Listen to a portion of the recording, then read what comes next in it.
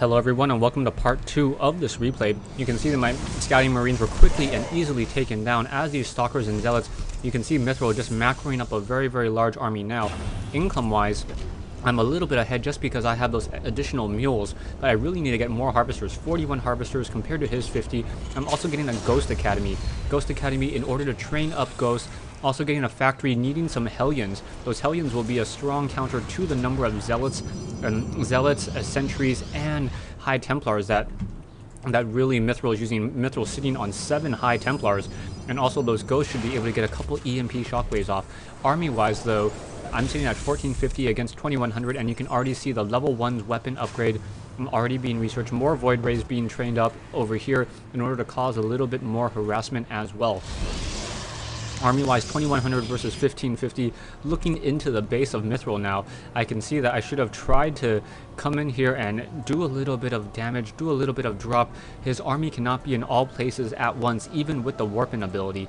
Twilight Council has charged research, still does not have Stalker Blink research, as mithriL now moving into a 7-gate opening, able to keep that production up just because of his third base. So mithriL taking up a third base as well. You can also see the amount of hotkeys that he has. His main army on 2, his nexuses on 1. I really don't understand why you need warp gates on 3, and then just all of his productions here. I guess he doesn't know about the W hotkey in order to highlight all of his warp gates, so he could probably macro his army a little bit better as opposed to having them all on one tab there. Back over here, and you can see I really don't have anything macroed, as I'm just trying to set up a stationary defense in order to deal with the oncoming onslaught that I know is coming. I do in fact have a couple ghosts, have one ghost, trying to train up some more ghosts as well, as there are now zealots now sitting in the center of the map. I can see this whole entire this army coming, marine trying to hold his own against those stalkers, but it's quickly getting destroyed.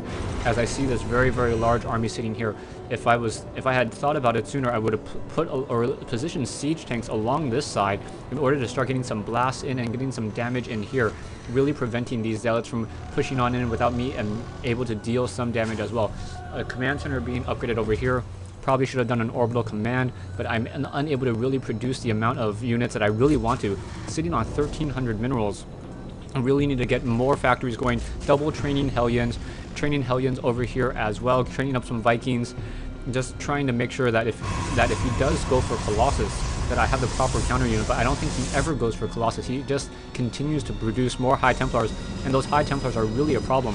Another Nexus being laid down by mithriL as well, as he's going into a 4-base strategy, and now a Zealot just running straight into this base over here, and I'm going to be able to quickly take it down with all these Hellions. Those Hellions with that Infernal Pre-Igniter dealing 24 damage per attack there.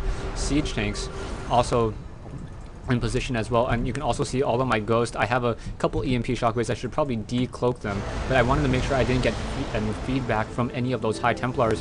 A 4,000 mineral army versus 4725, but you can see he has his level 1 upgrades, getting level 2 upgrades, and also researching Stalker Blink. I'm getting the level 1 armor upgrades on my infantry as well, but the armor does not help against Psystorm.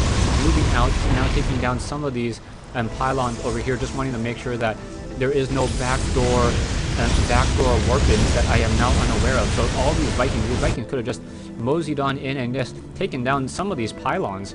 And really stop the productions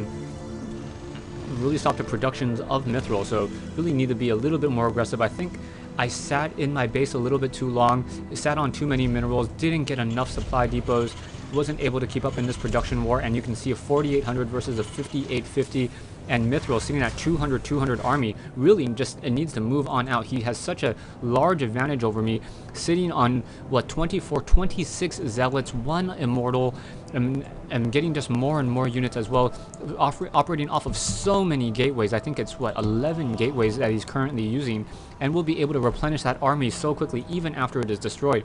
SCV quickly getting taken down, so I know this army is coming in. I'm trying to get into position as well. A group of Hellions I'm getting in, and now also want to get in a couple siege tanks. And if I can get some good EMP shockwaves off, this may be a good fight. So 1 EMP shockwave hitting all those units.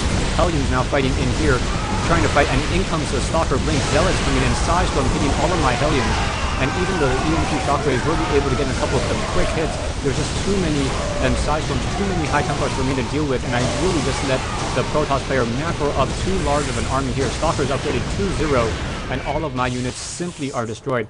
I pretty much have very, very little left of an army here, and really want to be able to start macroing an even larger army, but it's not going to work.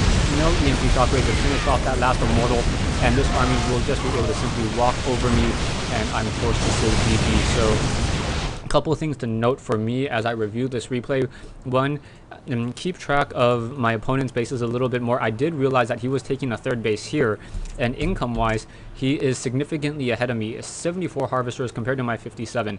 Second, continue to make more supply depots and more production buildings. Whenever you're watching your replays, you should really check. I'm only running off of 2 barracks and 2 factories and 2 starports compared to the 11 gateways of my opponent, the 1 robotics facility, and really the gateways are just all that it is. So 12 production buildings to my 6. Also, the weapons upgrades were very, very important. Another thing that Protoss can be, one of the reasons why Protoss is so strong is all of their weapons, ground weapons upgrades, share with each other, unlike Terran and unlike Zerg, where melee damage and range damage, or infantry damage versus mech damage is different. Thanks for watching, thanks for listening. I hope you guys enjoyed my recap of one of the games I played here on Battle.net. This shoutcast brought to you by LU Computers.